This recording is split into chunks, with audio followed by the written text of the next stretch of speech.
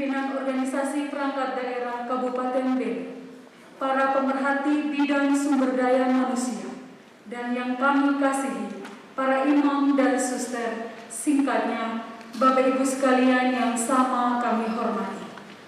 Puji dan syukur kita panjatkan kehadirat Tuhan yang Maha Kuasa, karena atas kasih dan berkat-Nya, sehingga pada pagi hari ini kita dapat berkumpul bersama dalam rangka acara pembukaan Rapat Evaluasi Pencapaian Indikator Kinerja RPJMD Kabupaten Belu 2016-2021. Bapak Ibu yang kami hormati, untuk mengawali seluruh rangkaian kegiatan kita pada pagi hari ini, mari kita satu dalam doa yang dipimpin oleh Ibu Edi.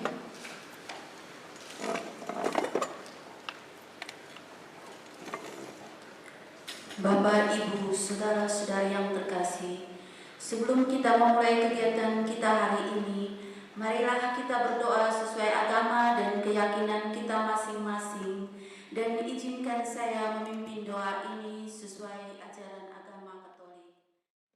Assalamualaikum warahmatullahi wabarakatuh. Shalom. Salam sejahtera untuk kita semua. Om Swastiastu, Namo Buddhaya, salam kebajikan, Tabe untuk kita semua. Orang-orang hebat yang pada pagi hari ini hadir di sini. Kenapa saya sebut orang-orang hebat? Karena memang kami hanya mengundang orang-orang hebat yang hadir di sini. Bukan berarti orang di luar sana tidak hebat, tetapi nanti pada saatnya kita akan undang lagi. Jadi selamat pagi Romo, Suster, banyak undangan yang saya disebut satu-satu ya. Ada Dr. Valens, ada Pak Vincent, ada Pak Rius, ada juga. Iya, minta maaf saya tidak sebut satu-satu, tetapi semua yang hadir pada pagi hari ini, dan tentu saja hari ini dari Dinas Kesehatan dan Dinas Pendidikan beserta seluruh timnya yang hadir pada hari ini. Tentu hari ini kita bertanya-tanya, acara apa seperti ini ya? Kami sebenarnya mau keluar dari acara seremonial, oleh karena itu saya berdiri di sini bukan sesuatu hal yang penting. Ya, Bupati kasih kata sambutan itu sudahlah, tempatkan dia pada posisi yang terakhir. Tetapi poinnya adalah bahwa hari ini kita memulai sesuatu hal yang mungkin pada hari-hari sebelumnya tidak bisa atau belum kita lakukan. Apa itu?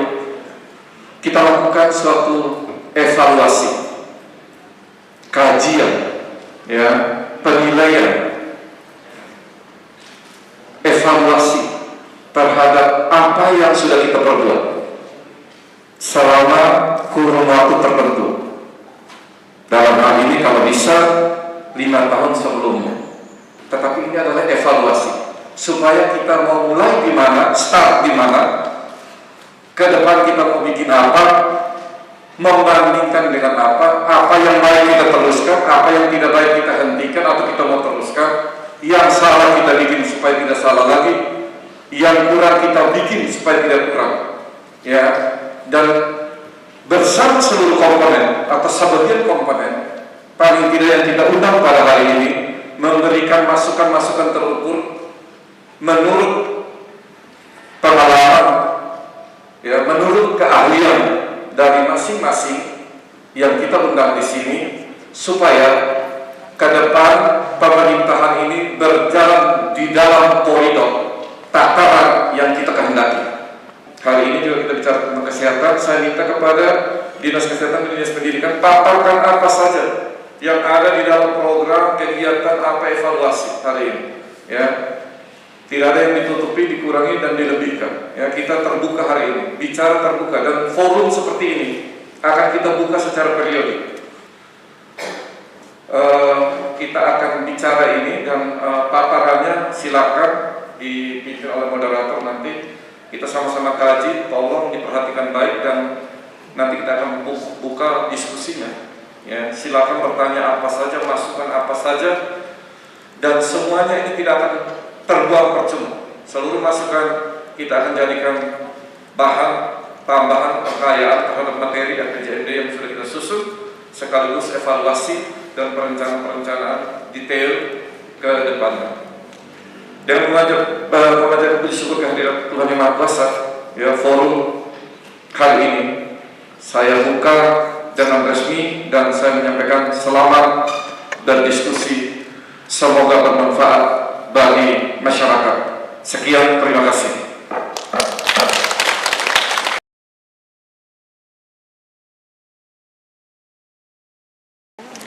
Terima kasih Ibu Moderator, selamat pagi. Untuk indikator yang pertama itu adalah pelayanan kesehatan ibu, baik ibu hamil, ibu bersalin, ibu nifas, dan anak. Kemudian yang berikut juga terkait dengan ibu bersalin, ibu nifas.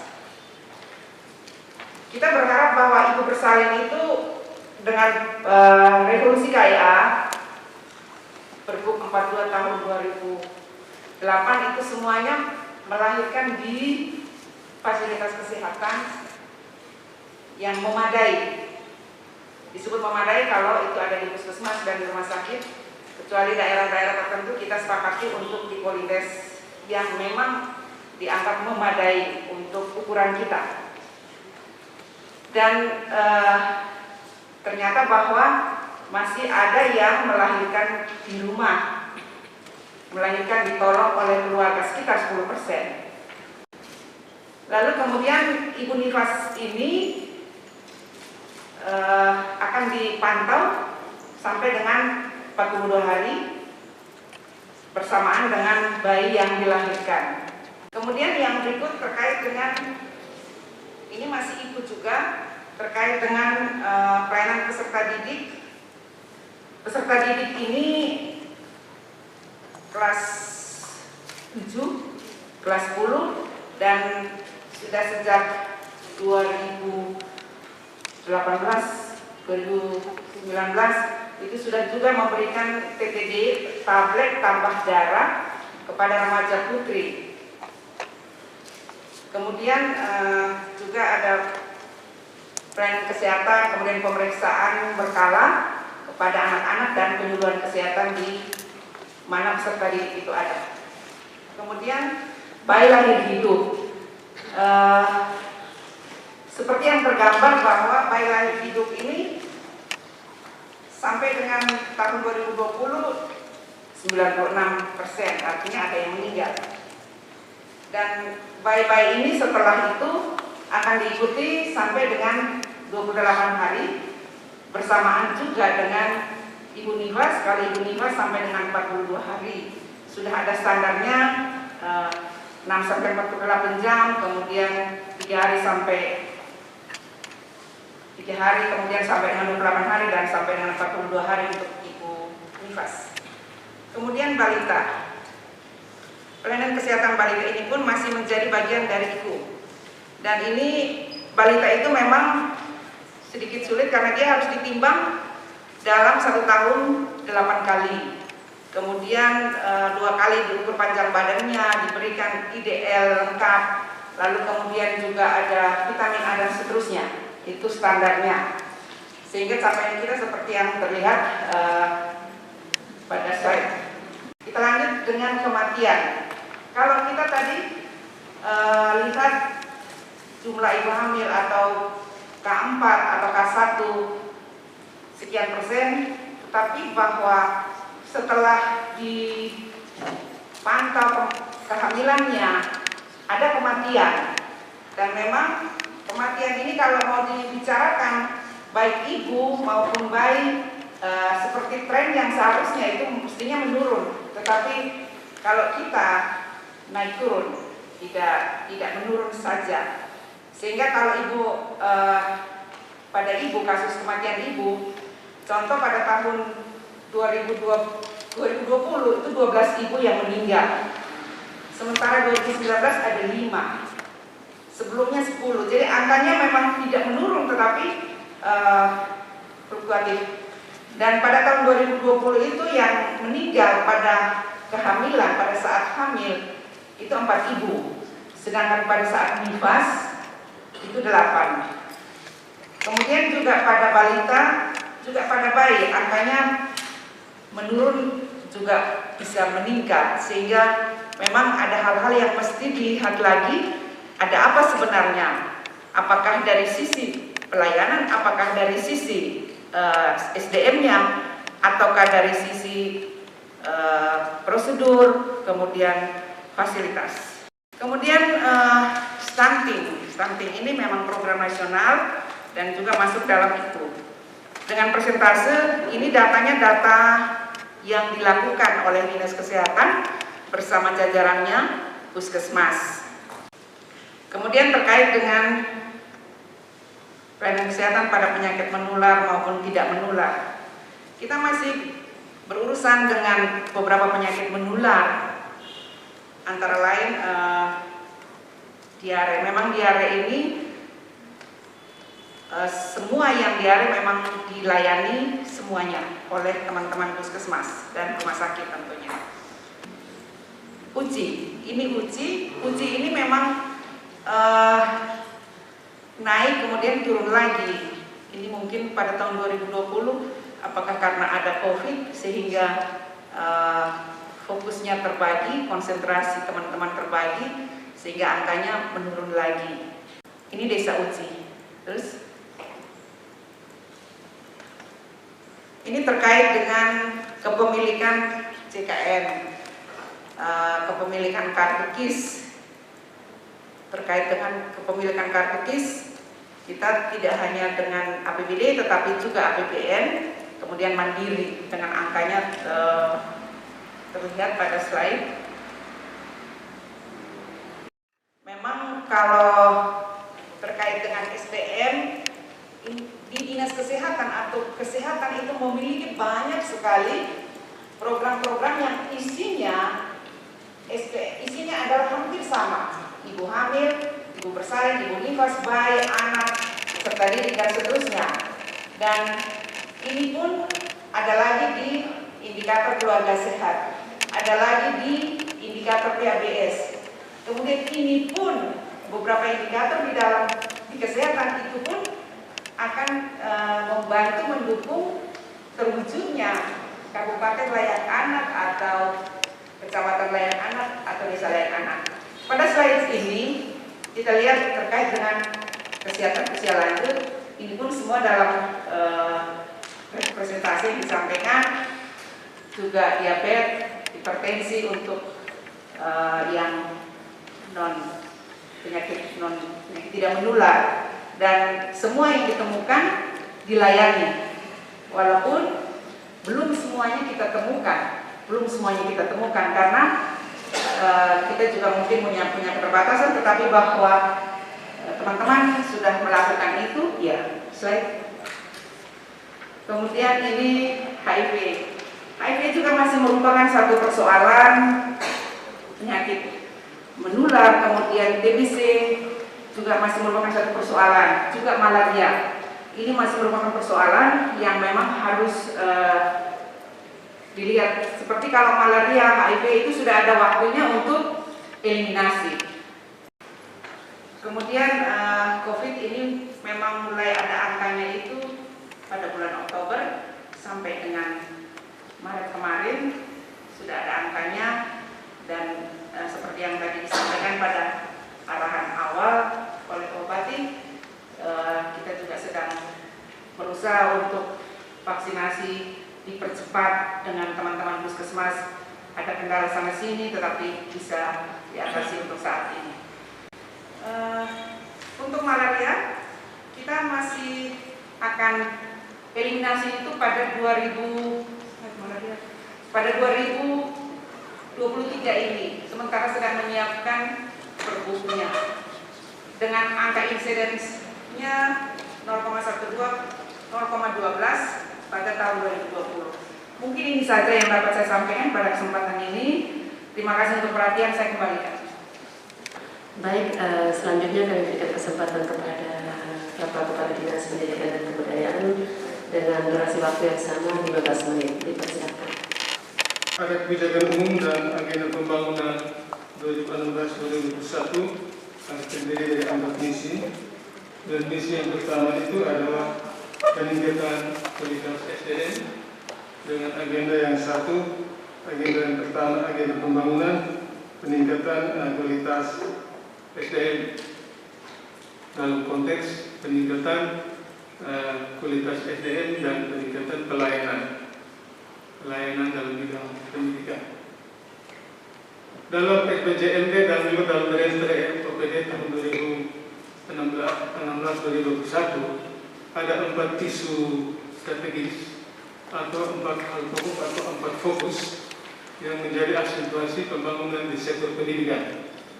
Yang pertama itu aksesibilitas dan kualitas pendidikan, dan yang kedua manajemen pendidikan, dan yang ketiga mewujudkan pelayanan pendidikan yang memenuhi standar pelayanan minimal sebagaimana Dinas Kesehatan. Dinas Pendidikan itu memiliki SPM standar pelayanan minimal untuk pendidikan dasar. Kemudian ada satu urusan juga yang ditangani oleh Dinas Pendidikan, yaitu urusan kebudayaan. Oleh karena itu, isu yang keempat itu adalah pelestarian nilai-nilai budaya. Berdasarkan isu strategis ditetapkan 4 sasaran. Yang pertama itu meningkatnya akses layanan pendidikan anak usia dini, pendidikan dasar dan pendidikan kesetaraan. Yang kedua, meningkatnya manajemen pengelolaan pendidikan, dan yang ketiga, meningkatnya ketersediaan sarana dan prasarana pendidikan, dan yang keempat itu pelestarian kebudayaan. Untuk sasaran pertama ada 5 indikator, sasaran kedua 3 indikator, sasaran yang ketiga itu ada 9 indikator, dan sasaran yang terakhir itu ada 5 indikator sebagaimana tercantum dalam RPJM. Berikut kita yang pertama, sasaran pertama, yaitu meningkatkan akses layanan pendidikan anak usia dini, pendidikan dasar dan pendidikan kesetaraan. Indikatornya adalah angka partisipasi, baik itu APK maupun angka partisipasi masih murni. Khusus untuk angka partisipasi kasar, itu posisi kita sampai dengan 2020 khusus untuk PAUD itu mencapai 60,20%. Untuk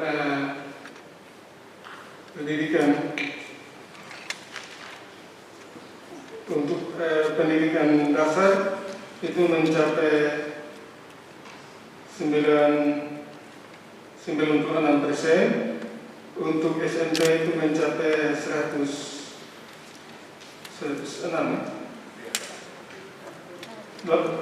Target realisasinya 87%. Jadi angka partisipasi kasar ini bisa melampaui 100. Karena angka APK itu dia bisa usia sekolah yang belum sesuai dengan masa sekolah, umur sekolah, bisa juga bulan kelas.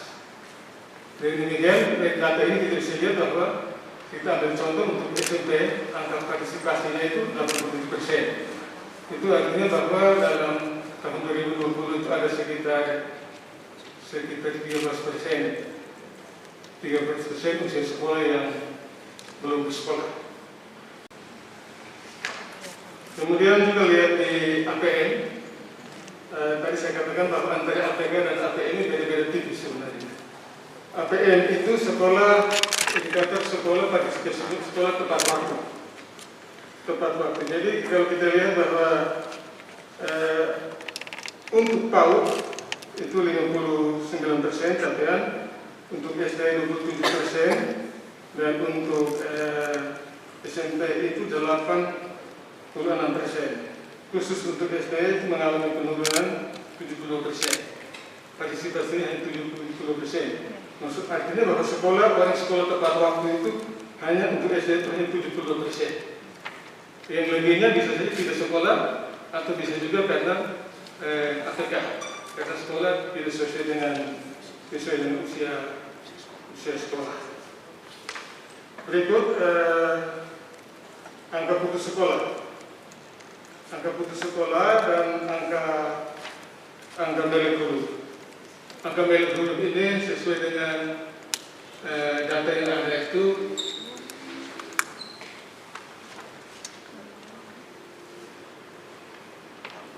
2020 itu 99,02%.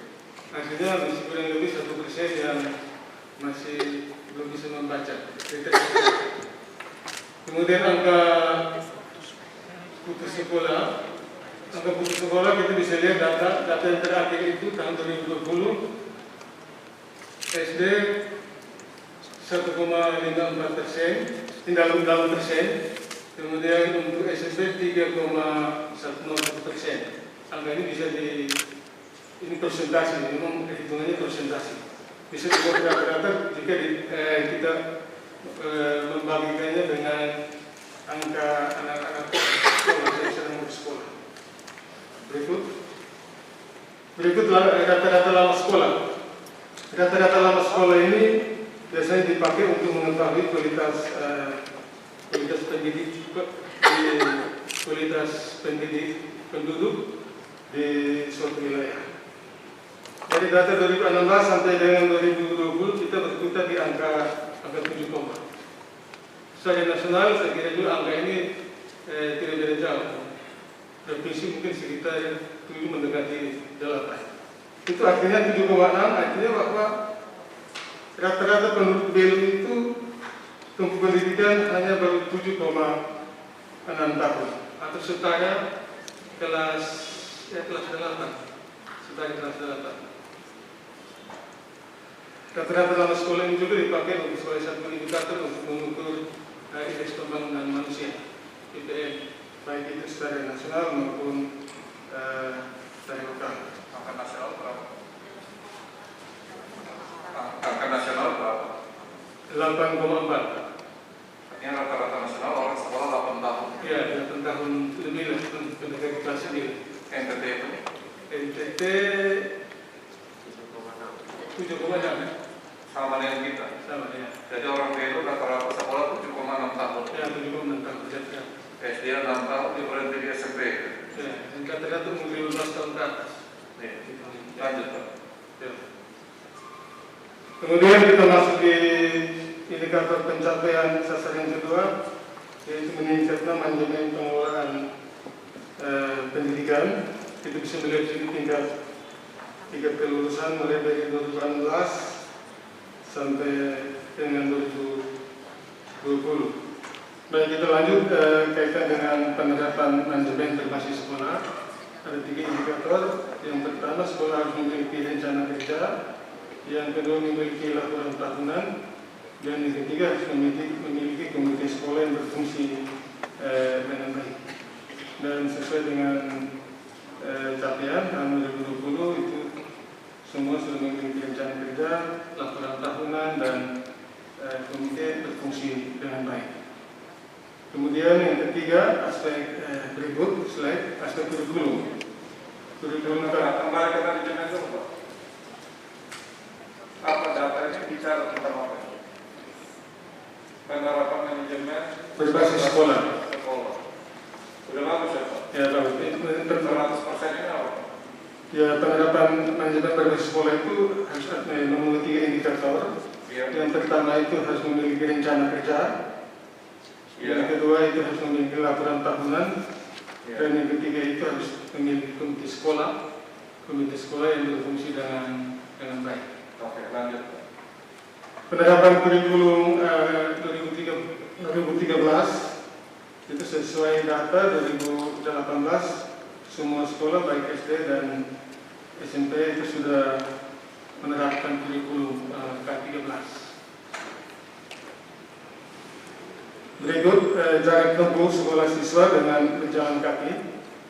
Sesuai data yang terakhir 2020 khusus untuk SD itu sudah nilainya 100. Itu artinya bahwa jarak sekolah dengan siswa itu sudah memenuhi standar SPM maksimal itu 3 km. Kemudian berikut jumlah guru yang berpendidikan S1. Dan memang kalau kita lihat data ini PAUD itu baru 21%. Berapa Pak? 21% PAUD. SD baru 71%. yang itu artinya bahwa ada sekitar 29% 21% guru PAUD S1. S1. 21%. Kemudian 21%. Terus yang di Kemudian SD 71%. nah, 71% baru yang sudah 31. 71. 7 Pak, 71. Iya, 71% guru SD sarjana Sarjana S1. S1.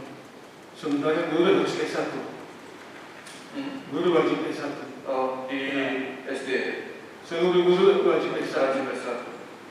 Kemudian SMP mendekati 192,97%, jadi sekitar 0,79. Iya. Ya. Lanjut. Kemudian sertifikasi. Ada data sertifikasi itu guru SD itu baru 31%, sementara guru SMP itu 49,8%. Standarnya berapa? Total keseluruhan 714 orang guru yang bersertifikasi. Syaratnya harus sempat Syaratnya harus bersertifikasi dan berarti harus mengikuti pendidikan provinsi guru. Ini ketersediaan ruang kelas terhadap pembuangan belajar dan ketersediaan ruang guru pada sekolah. Next, ya, oke. Yang ini. Dari data ini kita bisa lihat bahwa ketersediaan ruang guru untuk tahun 2020 untuk SD itu sudah melampaui ruang kelas dan melampaui ruang belajar anak. Kemudian untuk SMP juga sudah sesuai dengan rombel. Sedangkan untuk kesediaan ruang guru terhadap sekolah baik SD dan SMP itu yang masih kurang, ruang guru, khususnya ruang guru. Ini kemudian kaitan dengan ketersediaan laboratorium, buku referensi, dan buku teks pelajaran. Ruang lab itu 83%, Oh iya. SMP. Iya. Kemudian buku pengayaan SD itu 75%. Buku pengayaan SMP juga 75%. Sementara kalau buku teks mata pelajaran itu sumber dananya biasanya dari dana BOS, itu sudah baik SD dan SMP itu sudah mencapai 100%. Yang masih 75 ini apa ya? Yang masih 75 ini buku referensi dan pengayaan yang bisa sumber dana itu dari darat atau dari dalam. Kemudian yang terakhir, indikator yang terakhir itu adalah kaitan dengan pembangunan kebudayaan. Kebudayaan ini ada 5 indikator. Yang pertama itu jumlah gedung kesenian, itu kita masih kosong. Kemudian jumlah benda, kapsan, cagar budaya dan situs yang dilestarikan itu sesuai dengan catatan kami itu ada. Gedung kesenian kita tidak punya ya? Belum punya. Kemudian itu museum kita ada satu. Oh ada. Di mana Pak? Museum Fograin yang dibangun oleh Suku Matenisi Pak, di sekolah. Di sekolah ya? Di sekolah. Pernah ke sana Pak? Kalau besok-besok ajak saya ya? Ya. Kita dua ke sana. Baik. Kemudian yang terakhir itu gelar di sini yang event memang sering dibuat dan terakhir di 2019 itu ada 7 event atau istilah event seni budaya. 2020 kita tidak dilaksanakan karena penyesuaian dengan anggaran. Sekali demikian, Pak. Sekian, terima kasih, saya kembalikan.